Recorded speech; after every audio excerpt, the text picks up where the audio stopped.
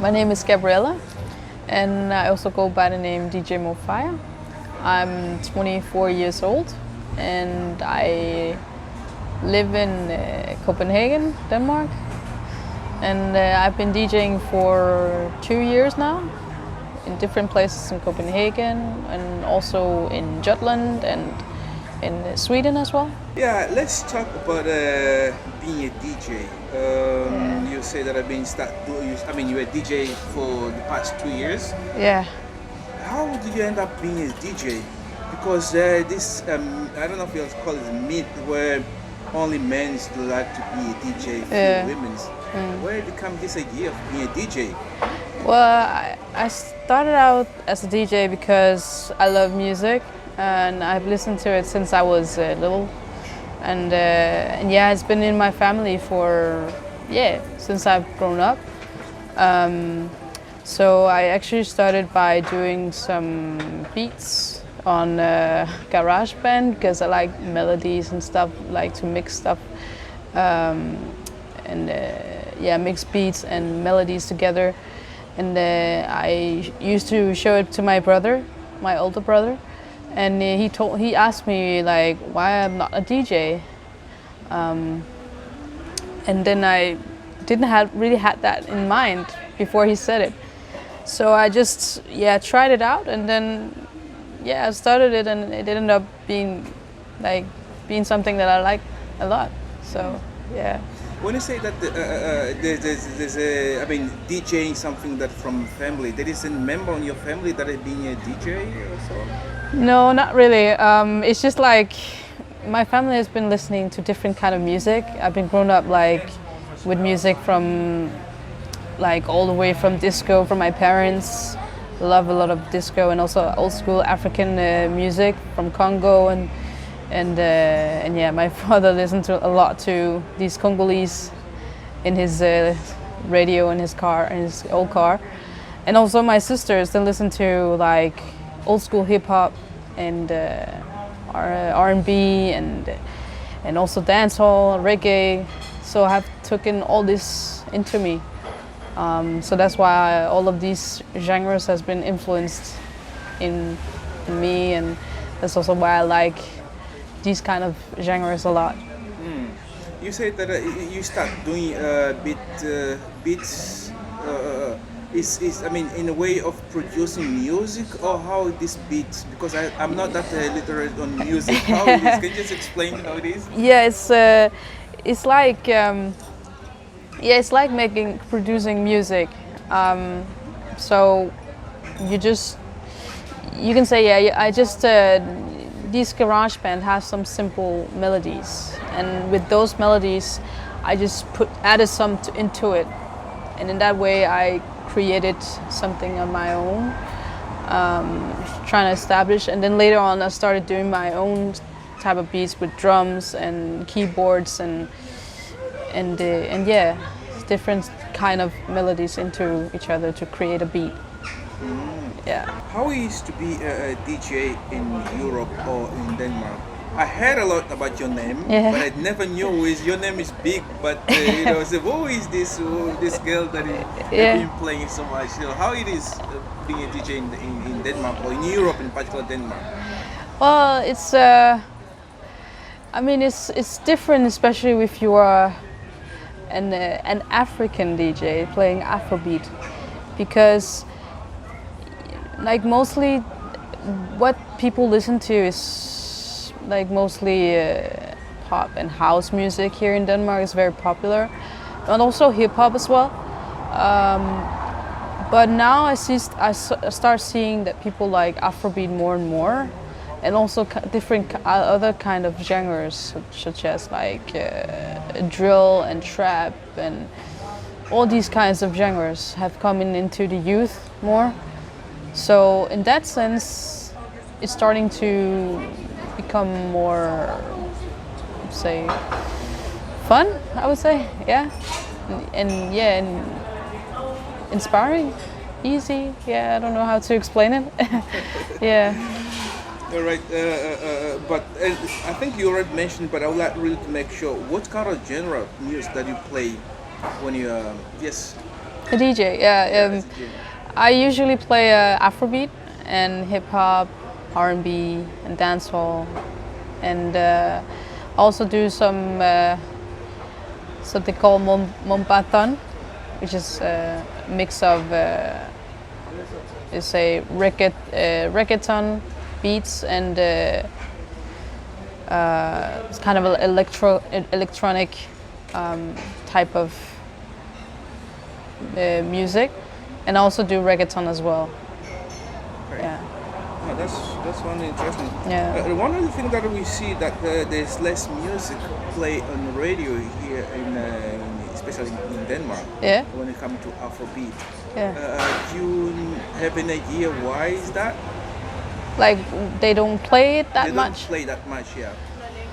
I think it's because the mainstream, like the majority in Denmark listens to pop and house music, and that's probably why the radio don't play that much Afrobeat, because there's not so many I would say listeners.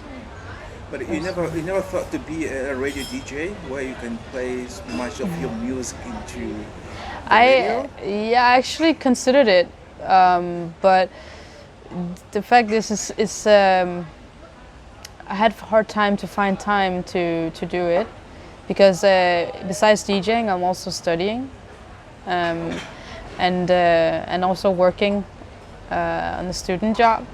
So it's hard to find more time to do extra stuff besides that. Yeah. As you already mentioned, studying. What are you studying? I'm studying customer and commercial development at CBS, and I'm just started in my third semester, and it's a master's. So I will be finished next year. So you will combine both as a DJ and then. Yeah. What are you studying? Yeah. So what I'm studying is actually is about the data, collecting data from customers or just people in general, to use that data to sell products and services to these people. And the way I want to combine it with DJing is with the music. So I kind of like collecting data of what people listen to, what people like to listen, or it could also be about events, what people like to go to when they go out. So use that kind of data to sell, to create new events, to create playlists for them, and just to make it also easier to know what people like in general when you're DJing. So then when you have that data, you can start, okay, people like this, so this is what I'm gonna play. So yeah. All right. Okay, let's go back to DJing. It is hard to be a DJ in Denmark. Or before you even ask how hard it is, how did you manage to go through to this world of DJing? As we know that I spoke last time to one DJ who told me that it's really hard to go through, but to break through into DJing in Denmark. It is. I mean, I started out because I knew my sister knew a DJ, so he was DJing at Rust, and he was a very nice guy, and I asked him about, hey, could you perhaps help me with DJing or learn me to DJ, because I was very interested in. And he said, yeah, he would do it, but he referred me to another DJ, because he was this family friend. He was not good at I would say controllers, so that's why he went and said, hey, go to this guy, he's better at learning it to it. So I went to this guy called DJ Taftala, and he learned me some stuff about how it's about to be a DJ, what to do in situations, and how to get a crowd going on. And from there, he helped me also getting my first gig at Rust. And he was also a DJ at Rust as well. So so from there I experienced my first gig, and then it took some time because I had to practice at home because I wasn't really feeling ready because I was still new. So I started out doing videos on Instagram to get noticed of myself. So people can see the progress in me, and to have some content so people could book me or in hope of booking me. And then at some point I started realizing that I was feeling ready to go out there and play. So I went out and write to different kind of event organizers, asking them, do they need a DJ? Do they need a DJ? Because I was really like this feeling of now it's time to go out because I feel ready. And and then it started out. I've got gigs I got gigs at MMH Radio. I started there, and then Couleur Café, and also Distortion. And from there it just went out. Like I kept on posting videos so people could notice, okay, this is DJ Mofiyah. So that's how these gigs came through, I would say. Yeah. I forgot to ask in the beginning, but Sure. I'll do it now. Sure. What does it mean, DJ Mofiyah? It means I got that name because I wanted to, bring like more fire into the dance floor. I always wish to have a dance floor that was like have that fire energy every time I play. And also I love to see people like have fun, and that's what I see with music that brings people a lot of joy, so that's what I want to bring them as well. So Mofiyah just came with that name. So really bringing fire. Yeah, bringing fire. Yeah. That's very interesting. That's nice. How it is now you are into the market? Yeah. How it is the work itself? The work. You get different gigs around Copenhagen or anywhere else in the planet? I do. I get a mix of jobs at clubs and also jobs at festivals and concerts where I'm warming up. So it's very different, and that's actually what I like. Actually, do different kind of gigs, so it's not the same all the time. And also I have a manager at One Tune. It's called One Tune Management, where I have a manager that also helps giving me gigs and booking me places, and That sounds very, very fantastic. Yeah. How do you make people dance?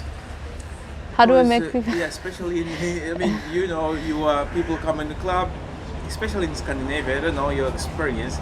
In the parties, people tend to sit instead of dancing. Yeah. Maybe the music that you play in the club is different to make people dance. But how do you see I need to make these people on fire? Yeah. Well, it depends. Okay, I have this is just a theory I discovered with DJing. Like if you're DJing for an African crowd, they tend to dance a lot. They don't like sitting down. They really want to have something where they can groove. So they need some up tempo. So in that sense, I can bring fire in that way. But if it's more with a Danish crowd or more Scandinavian crowd, they tend to just more or less sit down and rather wants to drink and talk. But the way you can get them to dance, if you play something where they can sing along, or play something that are really hitting on the radio. So in that sense you can bring fire to them. But if it's a mixed crowd, then it's easier to, if you play something where some people dance, then other people might tend to dance with along, you know, because they follow, how can I explain it, they once other people dance, they see it's a good vibe, then others tend to go with that vibe as well. Because I heard that many Scandinavians, they just go on the dance floor when they're drunk. Yeah, that's true. Yeah. Also, alcohols also play a role in this. Yeah.